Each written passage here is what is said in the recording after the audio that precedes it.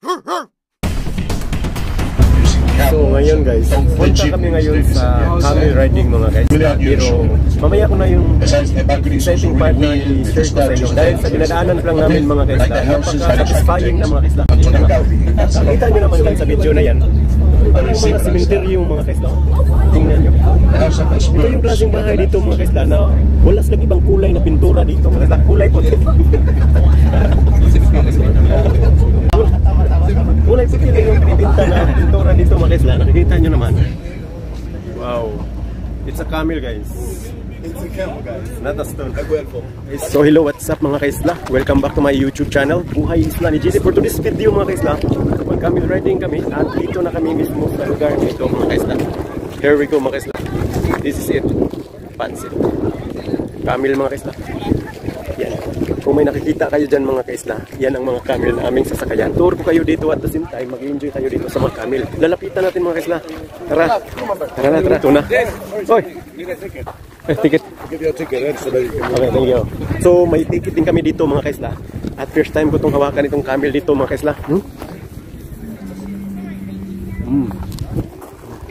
Bagay ba kami mga kaisla? Tingnan nyo. Tika girl. So para sa inyo mga kaisla, hawakan ko itong camel nito. Itong agat.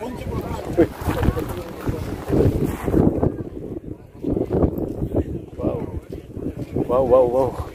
So ito na mga kaisla, parang kambing lang siya mga kaisla. Kung hawakan mong camel mga kaisla, parang kambing oh. Okay. Napakagandang. Yan. So sa mga yan. Sa mga nagtanong mga kaisla kung anong amoy niya, amoy camel mga kaisla. At ito mga kaisla, suka na lang kulang. Maging sausawa na siya. Galit na siya mga kaisla. So may mga kasamahan tayo dito mga kaisla. Tanungin natin kung anong feeling na nakaupo sa likuran ng camel. Interviewin mo natin itong camel. Ano camel? Mabigat ba yung mga dinadala mo? Dayan, kumusta yung experience? Mark, kumusta yung experience na nakasakay ka na sa... Okay? Kumusta experience na yan? Na lifetime. Wow. I-touch mo yung camel. Anong feeling pag Ikaw kaya mauna. Nag-tour. Hello! Sik! So ito na mga kislaw. Sik, anong feeling makaupo sa likuran ng camel?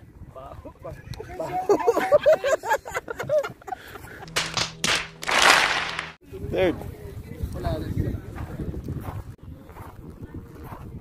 So hindi matatapos ang video na ito mga kaisla hanggang hindi natin masasakayan ang camel na ito. Yan, tingnan nyo mga kaisla. Yan yung itsura niya mga kaisla. Kung magsasakay ka ng camel, yan. Parang ka nagsakay ng ano mga kaisla, kabayo mga kaisla. Yan. Mel! Oh, siyempre. Yan yung mga kaisla. Papunta. So, ito na yung mga kaisla. Ito na yung galing na nun sila sa tour. Yan. Yan, ito na yun. Mamaya mga kaisla, kawawa naman yung mga camel. May kalapati pa itong naligaw. So, ito na mga kaisla. Ito na yung mga kasamahan namin. Umalis na sila. Ayun o, ito na ang tubig. Dalhin mo ng tubig. Yan.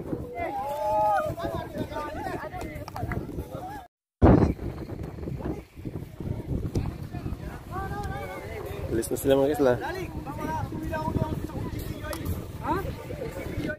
Diyan ako makasakay. Un momento. Okay. Pero mira a ver si van a estar jugando. ¿Quién está jugando? Ir para arriba, subite.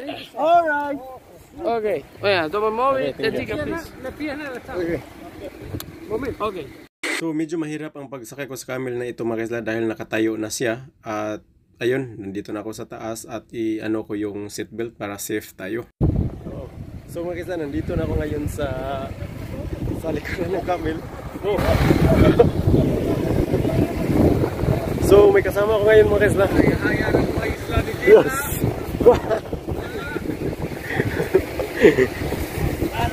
So tingnan nyo mga kaisla. Yan. Ay, kami ang nasa pinakaunahan. Tama ito mga kaisla. Kami yung pinakauna. Yan. So Hello, patang sa camel. So sa nakikita nyo mga kaisla, para kaming nakaparada, yung mga camel na nasa likuran, tinali lang yan sa nauuna na camel at may isang taong nauuna dyan mga kaisla. Siya yung nagsilbing guide.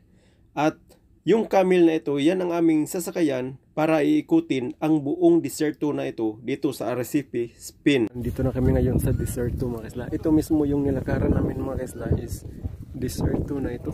Yan o. Grabe, ibang experience talaga ito mga kaisla.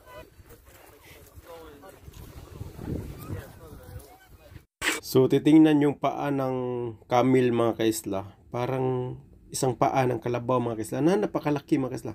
Lalo na sa personal. So ang busis ng camel mga kaisla is parang baka lang pala siya mga kaisla.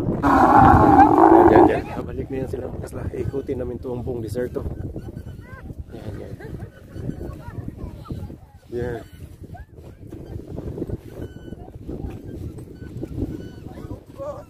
So, itong camel na ito mga kaisla, ito yung tatawag na Spanish camel mga kaisla.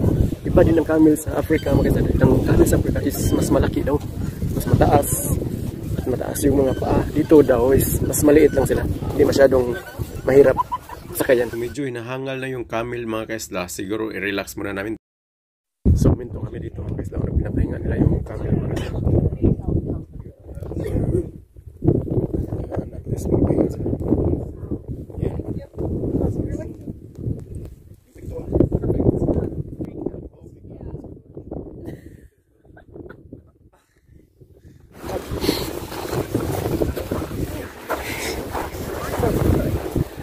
Thank you. Gantinan mga kaisla. So ipakita ko sa inyo mga kaisla paano bumaba sa camel mga kaisla. Yan. Gantinan nyo. Ganyan yung bumaba mga kaisla. Oh? Tumba.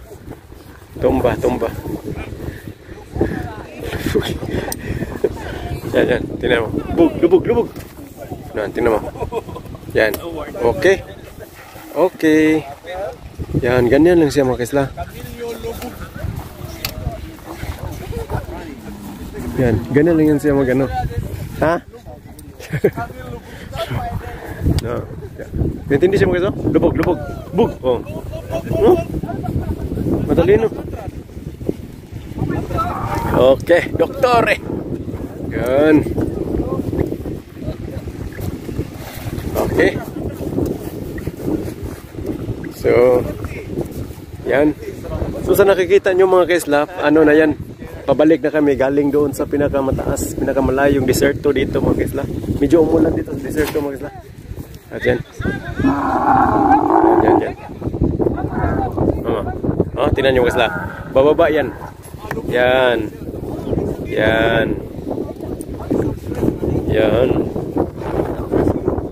So hanggang dito na lang natatapos ang ating camel riding mga kaisla at na-tour natin ang deserto, sakay-sakay ang camel na ito. Sa susunod ko na upload mga kaisla, pinuntahan namin ng tinatawag nila na The Devil Restaurant mga kaisla. Ginagamit nila ang init ng volcano sa pagluluto. Oh, tingnan mo. What the f***?